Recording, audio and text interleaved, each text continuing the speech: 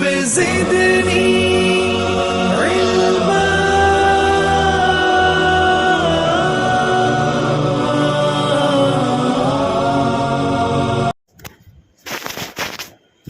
الحمد لله وحده والصلاة والسلام على من لا نبي بعده وعلى آله وأصحابه الذين أوفوا عهده أما بعد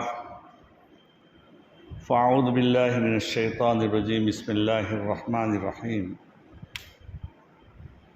يريد الله بكم اليسر ولا يريد بكم العسر وَلِتُكْمِلُوا الْعِدَّةَ وَلِتُكَبِّرُوا اللَّهَ عَلَى مَا هَدَاكُمْ وَلَعَلَّكُمْ تَشْكُرُونَ وَإِذَا سَأَلَكَ عِبَادِي عَنِّي فَإِنِّي قَرِيبٌ أُجِيبُ دَعْوَةَ الدَّاعِ إِذَا دَعَانِ فَلْيَسْتَجِيبُوا لِي وَلْيُؤْمِنُوا بِي لَعَلَّهُمْ يَرْشُدُونَ۔ عزیزان محترم بزرگوں، رمضان المبارک کا مبارک وقت اب اللہ کا فضل سے اللہ نے جو توفیق دی اس کے مطابق گزر گیا۔ اللہ تعالی ہمارے عبادات کو، روزے کو، سب کو قبول فرمائے۔ میں نے قرآن پاک کی 2 آیتیں پڑھی۔ اس سے پہلے کی جو آیات ہیں جس میں روزے کی فضیلت اور فرضیت وغیرہ کو ذکر کیا گیا تھا، اور اس میں یہ بھی بتایا گیا آگے کہ اسی مہینے میں قرآن نازل ہوا۔ جو آدمی بیمار ہو یا سفر میں ہو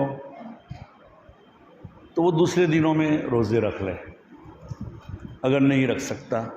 یہ قرآن نے اللہ تعالیٰ کے یہ حکم ذکر کیا ہے۔ عورتیں اپنے مخصوص زمانے میں روزہ ان دنوں میں نہیں رکھتی، ان کو بھی یہی حکم ہے کہ وہ دوسرے دنوں میں روزہ رکھ لیں۔ روزہ اتنی بڑی عبادت ہے، لیکن قرآن نے کیا کہہ دیا؟ دیکھیے، پہلے تو تسلی دی کہ اے ایمان والو، تمہارے اوپر رمضان کے روزے فرض ہوئے، لیکن تم اکیلے نہیں ہو، تم سے پہلے اگلی امتوں پر بھی فرض ہوئے تھے۔ اور اس کا منشا کیا تھا؟ تقوی اختیار، اللہ تعالیٰ تقوی عطا کر دیں۔ اس میں قرآن میں آگے کہا ایام معدودات، ارے کچھ ہی تو دن ہیں، 30 دن زیادہ ہے بھائی، بہت زیادہ نہیں ہے۔ اس کے بعد یہ کہا کہ بیمار ہو یا یہ ہو، یہ میں نے جو آیت پڑھی اس سے پہلے والا، اس میں آگے جو آیت کا شروع حصہ پڑھا تھا یرید اللہ بکم اليسر، اللہ تمہارے لیے آسانی چاہتا ہے، اللہ تم پر سختی کرنا نہیں چاہتا۔ اب رمضان جب ختم ہو گیا تو حق تعالی شانہ کی جانب سے ہمیں ایک قسم کی تسلی مل رہی ہے۔ یہ میں آگے بات کرنے سے پہلے ایک بات یہ بھی کہہ دوں کہ حدیث میں آتا ہے، حضرت مولانا عبدالحی عارفی نور اللہ مرقدہ و بردم مزجاؤ، جب رمضان کے بعد ان کی مجلس ہوتی تو وہ یہ کہتے تھے کہ میں تمہیں ایک بشارت دیتا ہوں، تو میں بھی آپ کو بشارت دیتا ہوں کہ بھئی میں تمہیں ایک بشارت دیتا ہوں کہ ہم سب کے سب بخشے بخشائے ہیں آج۔ اس لیے کہ حدیث میں آتا ہے، اللہ ہم فضائل اعمال میں پڑھتے ہیں، اللہ کے رسول صلی اللہ علیہ وسلم نے فرمایا کہ جب بندے عید کے لیے نکلتے ہیں تو حق تعالی شانہ فرشتوں سے دریافت فرماتے ہیں کہ اس مزدور کا کیا بدلہ ہوگا جس نے اپنی پورا کام کر دیا اس نے اپنی جو ذمہ داری تھی وہ ذمہ داری اپنے سے ہو سکے اس انداز سے پوری کر دی۔ فرشتے کہتے ہیں کہ اس کا پورا اجر دے دیا جائے، تو حق تعالی شانہ فرمائیں گے کہ میری عزت کی قسم، میرے جلال کی قسم، میری کبریائی کی قسم، جاؤ میں نے ان سب کو بخش دیا۔ یہ اللہ تعالیٰ کو کہ ہم اللہ کے فضل سے ہم نے روزے رکھے اور رمضان پورا ہو گیا، تو یہ عید کے دن ہمارے اللہ کی جانب سے ہمارے لیے اعلان ہو چکا ہے اور ہم بخشے بخشائے اللہ کا فضل ہے بیٹھے ہوئے۔ اب ان جو آیات میں نے تلاوت کی، اس میں ممکن ہے کہ بہت سے ایسے لوگ ہیں کہ جو لوگ یہ سمجھتے ہو، اور واقع میں روزہ تو ایسی چیز ہے کہ روزے کے اندر آدمی اس کا جیسا حق ہونا چاہیے ایسا حق ادا نہیں کر سکتا۔ ہم روزہ رکھتے ہیں، غیبت بھی ہم سے ہو جاتی ہے، ہم روزہ رکھتے ہیں، ہم راستے چلتے ہوئے ہمارے نگاہ ٹھکانے نہیں رہتی، ہم کاروبار کرتے ہیں روزوں کی حالت میں اور اس میں جھوٹ یا جھوٹ کی آمیزش یا تکیے والی بات گول مول بات کر کے گراہک کو ہم سمجھا دیتے ہیں وغیرہ وغیرہ۔ تو روزے کا جو حق ہے وہ حق ہم سے ادا نہیں ہوا۔ تو اللہ تعالیٰ آگے فرماتے ہیں ارے تمہارا کام کیا ہے؟ کچھ وَلِتُكْمِلُوا الْعِدَّةَ، تم اپنی گنتی پوری کر لو کہ 30 روزے رکھ لو، بس تم اپنی ذمہ داری رکھ، جیسے ہو ویسے قبول کرنا ہمارا کام۔ اللہ تعالیٰ گویا کہ ایک ڈھارس دے رہے ہیں، یا ان لوگوں کو جو لوگ سفر میں تھے یا رکھے جنہوں نے روزہ نہ رکھا اپنی بیماری کی وجہ سے، تو حق تعالیٰ شانو فرماتے ہیں کہ دوسرے دنوں میں جب تم گنتی پوری کر لو گے ہم تم کو وہی فضیلت دے دیں گے جو رمضان کی فضیلت۔ دونوں قسم کے لوگوں کو ایک قسم کی تسلی ہے، سب کو بھی، اور ایسے بیماروں کو اور مسافروں کو، یا جو ماں بہنیں روزہ نہیں رکھ پاتی ان لوگوں کو، کہ تم اپنی گنتی پوری کر لو، اور جب گنتی پوری کر لو تو وَلِتُكَبِّرُوا اللَّهَ، اللہ کی کبریائی بیان کرو۔ اسی سے علماء فرماتے ہیں عید کی نماز ثابت ہو رہی وَلِتُكَبِّرُوا اللَّهَ عَلَى مَا هَدَاكُمْ، اسی لیے عیدگاہ میں وَلِتُكَبِّرُوا اللَّهَ عَلَى مَا هَدَاكُمْ یہ آیتیں لکھی ہوئی ہوتی ہے بعض جگہوں پر، ہمارے یہاں بھی لکھی ہوئی ہے وَلِتُكَبِّرُوا اللَّهَ۔ اور رمضان کے اندر بھی اللہ جب توفیق دیتا ہے تو اللہ کی کبریائی بیان کرو۔ بھئی ایک آدمی جو دن میں 1 گھنٹے کے اندر 5 مرتبہ پانی پیتا ہے، صبر نہیں کر پاتا، کھانا بھی ہمیں دن میں، ہم اور دنوں کے اندر صبح میں ناشتے میں 2 روٹی کھائی ہوتی ہے، اور اس کے بعد دوپہر میں کھانا ہوتا ہے، دوپہر کے بعد سپہر میں کچھ ناشتہ اور کچھ کرنا پڑتا ہے، شام ہوتے ہوتے کچھ اور بھی پیٹ میں جلا جاتا ہے۔ لیکن رمضان کے اندر آپ دیکھیے عامتاً لوگ کیا سحری کرتے ہیں، کسی نے چائے پی لی، یا کسی نے 1 آدھ روٹی کھا لی، یا کسی نے کچھ ہلکا ناشتہ کر لیا، اور پورا دن اس کا چل رہا ہے۔ یہ اللہ نے ہمیں توفیق دی، اور اللہ نے ہمارے اندر ایک قسم کی طاقت عطا فرمائی، اس پر اللہ کی کبریائی بیان کرو۔ اور اللہ کی کبریائی اللہ کے فضل سے رمضان کے اندر بھی ہوتی ہے، رمضان کی اور عید کی نماز میں بھی ہوتی ہے۔ رمضان میں دیکھیے 20 رکعتیں ہیں، اور ہر 2 رکعت میں 11 تکبیر ہوتی ہے، ہر 2 رکعت میں اللہ اکبر کتنی مرتبہ ہوتا ہے؟ 11، تو 110 مرتبہ تو روزانہ اللہ اکبر کی زیادتی ہوتی ہم سے۔ اور عید کی نماز میں آپ دیکھیں گے سنت یہ ہے، حدیث سے ثابت ہوتا ہے کہ امام کے لیے پہلے خطبے میں 9 تکبیریں اور دوسرے خطبے میں 7 تکبیریں مسنون ہیں۔ اللہ اکبر اللہ اکبر اللہ اکبر اس طرح پڑھا جاتا ہے، 7 تکبیریں، 9 تکبیر اور 7 تکبیر۔ اسی طریقے سے خطبے کے درمیان بھی نبی اکرم صلی اللہ علیہ وسلم یہ تکبیر پڑھا کرتے تھے، اور ہمارے ائمہ بھی پڑھتے ہیں اللہ اکبر لا الہ الا اللہ واللہ اکبر اللہ اکبر وللہ الحمد۔ وَلِتُكَبِّرُوا اللَّهَ عَلَى مَا هَدَاكُمْ، تکبیر بیان کرو، اللہ کی کبریائی بیان کرو جو ہم نے تمہاری رہنمائی اور ہدایت کی۔ بھئی اللہ طاقت دے، اللہ نے طاقت دی تبھی تو ہم نے اتنے روزے رکھے یا رات میں نمازیں پڑھی ہیں۔ وَلَعَلَّكُمْ تَشْكُرُونَ، تاکہ تم اللہ کا شکر ادا کرو۔ اب رمضان میں توفیق ہو گئی، رمضان میں کوئی آدمی یہ نہ سمجھیں کہ حق تعالیٰ شان ہوں تو رمضان میں شیطان کو مقید کر کے دریاؤں میں ڈال دیے تھے، اور رمضان میں تو ہم نے کتنی دعائیں کی تو اللہ نے ہمارے قبول کی، شب قدر میں ہم یہ دعا کرتے تو یہ بھی ہو جاتا، اور بھی رمضان میں روزانہ افطاری کے وقت اگر ہم دعا کرتے تو ہماری یہ دعا کرتے تو یہ کام ہو جاتا۔ اللہ نے یہ فرماتے، تسلی دیتے ہیں اللہ تعالیٰ، ارے اے بندے میرے تو کہاں جا رہا ہے؟ رمضان پورا ہو گیا تو رمضان تو تجھ سے دور ہو گیا، میں تجھ سے دور نہیں ہوں، میں تجھ سے دور میں نہیں ہوں۔ قرآن کہتا ہے وَإِذَا سَأَلَكَ عِبَادِي عَنِّي، اس کے بعد ہی آیت کا وَإِذَا سَأَلَكَ عِبَادِي عَنِّي فَإِنِّي قَرِيب، میرے بندے تو تجھے جب میرے بارے میں پوچھے کہ اللہ میاں کہاں ہے، تو میں تم سے قریب ہوں، میں تم سے دور نہیں ہوا۔ اللہ میاں آج ہم رمضان میں دیکھتے کتنے لوگ آ جاتے تھے، لیکن رمضان کے بعد ہماری مسجدیں خالی ہے، مختلف روزانہ ہمارے آج کل تو میڈیا کا زمانہ ہے اور یہ ہمارے موبائل فونوں کے اندر مختلف قسم کے جو میسیجز آتے ہیں، اس میں مختلف قسم کے پہیلیاں آتی ہے، ٹچکڑے آتے ہیں اور اس میں جوکس آتے ہیں۔ کل میں نے ایک پڑھا کہ کچھ بچے پوچھتے تھے ہمیں، دو بچوں نے آپس میں باتیں کر رہے تھے کہ یار پیڑا کاکا جی آپ نے روز اگلی سبتی پاچھا کرتا تھا، ایک کہیں گیا؟ تو دوسرے بچے نے کہا کہ ٹھہر ٹھہر جمعہ کو آئیں گے وہ۔ اب یہ تو ہنسنے کی بات نہیں، اللہ کے بندے ٹھیک ہے کہ ہنسنے کے لیے والے نے اس طرح لکھا، لیکن ایک علم اور حکمت کی اور ایک درد کی بات ہے کہ بھائی رمضان میں جیسے اللہ میاں تھا، اللہ نے ہمیں یہ توفیق دی تھی، اور دنوں کے اندر بھی کیا کوشش کرو، اور اللہ میاں جیسے اور دنوں میں اللہ تعالیٰ رمضان میں قبول کرتا ہے، ایسے اور دنوں میں بھی اللہ تعالیٰ کیا ہے آپ کی عبادات کو قبول کرے گا، آپ کی جو بھی۔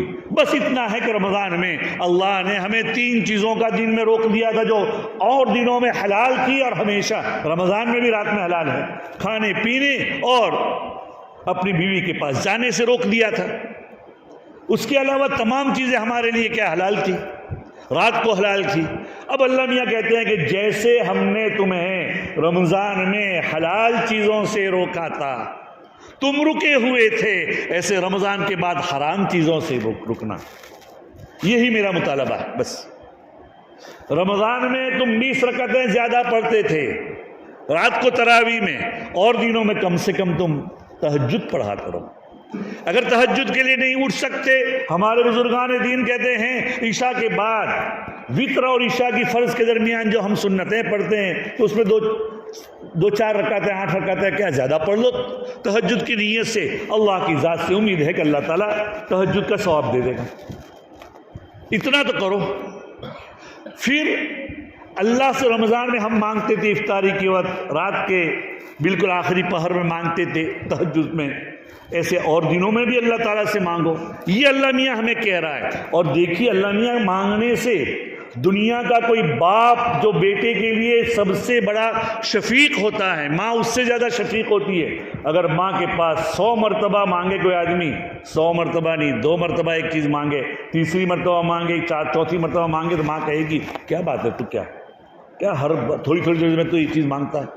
اور اللہ میاں ایسا ہے کہ تم اس سے بار بار مانگو، اللہ تعالیٰ کیا دیتا ہے، بلکہ خوش ہوتا ہے۔ اور اللہ تعالیٰ کی طرف سے اعلان ہوتا ہے روزانہ آخری پہر میں رات میں کہ ہے کوئی مانگنے والا میں اسے دوں، ہے کوئی مجھ سے اپنی گناہوں کی بخشش چاہنے والا میں اس کی بخشش کروں۔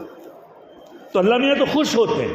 تو اللہ میاں اس آیت میں کہتے ہیں وَإِذَا سَأَلَكَ عِبَادِي عَنِّي، کہ بھئی جیسے میں رمضان میں تم سے قریب تھا، وَإِذَا سَأَلَكَ عِبَادَكَ عَنِّي فَإِنِّي قَرِيب، میں تم سے اب بھی قریب ہوں، اُجِيبُ دَعْوَةَ الدَّاعِ إِذَا دَعَانِ، پکارنے والے کی پکار جب بھی وہ پکارتا ہے میں سنتا ہوں۔ لہذا فَلْيَسْتَجِيبُوا لِي، لہذا تم میں جو میرے احکام میں نے تم پر عائد کیے ہیں وہ قبول کرو۔ میں نے جو تم پر فریضے کیے ہیں، عبادات کرنا، نماز روزے اور حلال کی تلاش کرنا، حلال طریقے سے روزی کمانا، حرام سے بچنا، ان چیزوں کو تم کیا ہے میری اس دعوت کو قبول کر کے ایمان لاؤ، شاید کہ تم رشد و ہدایت پاؤ۔ یہ اللہ میاں ہمیں کیا کہہ رہا ہے کہ اور دنوں میں تم سے قریب تھا، رمضان میں بھی میں تم سے قریب ہوں۔ حدیث میں بھی قرآن پاک میں ایک جو اور جگہ پہ وَنَحْنُ أَقْرَبُ إِلَيْهِ مِنْ حَبْلِ الْوَرِيدِ، ہم انسان کے شہ رگ، یہ ہے جو شہ رگ کہتے ہیں جس کو حوض البدن بھی کہتے ہیں، اس سے زیادہ قریب اللہ میاں یہ کہتے ہیں ایسے میں سے۔ اور اللہ میاں کیا ہے اتنا قریب ہے، کسی مثال دینے والے نے کہا کہ ایک کاغذ کے اوپر دوسرا کاغذ چپکانا ہو تو گوند لگایا جاتا ہے، وہ گوند تو بیچ میں ہوتا ہے تب 2 کاغذ چپکتے ہیں، اللہ اس سے بھی زیادہ قریب ہے ہم سے۔ اللہ بس مانگنے والا چاہیے. حضرت مولانا عبدالحی عارفی نور اللہ مرقدہ و برد و مزدہ فرمایا کرتے تھے کہ اللہ میاں سے مانگو، ہر چیز مانگو. حدیث میں آتا ہے اللہ کے رسول صلی اللہ علیہ وسلم نے فرمایا اللہ سے ہر چیز مانگو. دنیا کے بادشاہ کے پاس اگر معمولی چیز مانگو گے تو وہ ناراض ہوگا کہ اتنی چیز ہم سے مانگی. اللہ میاں بڑی چیز مانگنے سے بھی خوش ہوتے ہیں اور چھوٹی چھوٹی سے چھوٹی چیز بھی مانگنے سے خوش ہوتے ہیں. جیسے کہ حدیث میں آتا ہے کہ تیرے جوتے کی پٹی تسمہ ٹوٹ گیا ہے تب بھی اللہ سے. تو حضرت مولانا عبدالحی عارفی نور اللہ وبرکاتہ کہتے تھے اللہ میاں سے چپکے کے باتیں کرنا سیکھ لو. ہم کسی کام کے لیے گئے کسی آفس میں، اب اس کے لیے باقاعدہ دعا کر کے جائیں تو بہت اچھا ہے، لیکن دعا کرنے کا موقع نہ ملو وہاں دل میں 1 منٹ کے ہی اللہ کی طرف توجہ کرو. اللہ میاں ایک کام کے لیے آیا ہوں، میں نے اپنی تدبیر اختیار کر لی، اب تو میرا کام کر دے. اگر کام ہو گیا تو اللہ کی طرف سے، اگر نہیں ہوا تو وہ اللہ کی کوئی حکمت ہوگی. دوسرے وقت میں اللہ اس کو کیا بدلا دے. اللہ میاں سے ہر چیز مانگو، اپنی ضروریات کو مانگو. گھر میں حالات آئے تو اللہ سے میاں سے کہو کہ اللہ میاں تو ہی نہ حالات ڈالے ہیں، ان حالات کو تو ہی دور فرما. اگر روزی کمانے کے لیے جا رہے ہیں تو پہلے دکان پر جانے سے پہلے اللہ میاں سے مانگو کہ اللہ میاں تیرے سامنے میں آ رہا ہوں، تیرے لیے آ رہا ہوں، میرے بچوں کے لیے میں نکلا ہوں، اپنی لیے اپنی حلال روزی کے لیے، اللہ تو اس کے لیے آسان فرما. اگر یہ طریقے اختیار کر لیے تو دنیا کا کوئی آدمی کیا کبھی بھی ناکام نہیں ہو سکتا.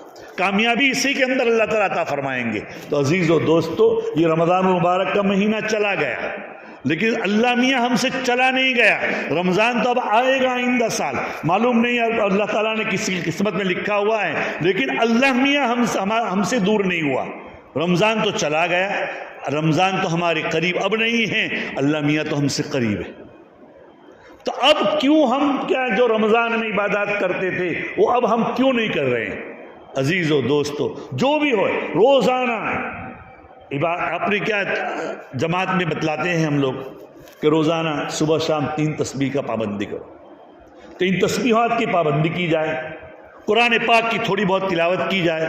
ہمارے سلف روزانہ 1 منزل پڑھتے تھے، 7 منزلیں ہیں قرآن میں روزانہ. اگر یہ نہیں تو ہمارے بزرگان دین کہتے ہیں کہ حافظ قرآن 3 پارے پڑھیں اور جو غیر حافظ ہے روزانہ 1 پڑھیں. حضرت مولانا تھانوی نور اللہ مرقدہ و برد مزدہ فرمایا کرتے تھے کچھ بھی نہیں پڑھ سکتے تو آدھا پارا، پاؤں پارا، 1-2 رکوع تو روزانہ پڑھو. بہت سے ایسے لوگ ہوتے ہیں کہ جو قرآن پاک کو پڑھنے کے باوجود، پڑھے ہوئے ہونے کے باوجود سال بھر میں قرآن نہیں اٹھا پاتے. قرآن ہمارے طاقچوں کی زینت ہے. قرآن پر ہمارے گھر جا کر دیکھو تو اس پر غبار پڑا ہوا ہے. ہمارے بہت سے سلف کسی کے گھر جاتے تو وہ انداز لگاتے تھے کہ قرآن پر اس کا غبار ہے یا نہیں. عزیز و دوستو، وہ کسی کی عیب جوئی نہیں کرتے تھے، کسی کی وہ درد میں، امت کے درد میں وہ ایسا کرتے، پھر جو کہنا ہو ان کی حکمت سے کہتے. تو عزیز و دوستو، اب رمضان المبارک تو چلا گیا لیکن اللہ میاں ہم سے دور نہیں ہوا ہے. اس لیے جو اعمال ان دنوں میں کرتے تھے ان کو کرو، بزرگوں کے بتلائے ہوئے طریقوں پر چلو. اللہ تعالیٰ ہماری کیا ہے رہنمائی فرمائے، حلال طریقے سے اللہ تعالیٰ ہمیں زندگی گزارنے کی توفیق نصیب فرمائے، حرام سے ہماری حفاظت فرمائے، اور رمضان مبارک کی بار بار جو عبادات ہیں ان کی توفیق عطا فرمائے، اور رمضان مبارک ہمیں بار بار نصیب فرمائے، جو گزر گیا اس کو قبول فرمائے. وآخر دعوانا ان الحمدللہ رب العالمین.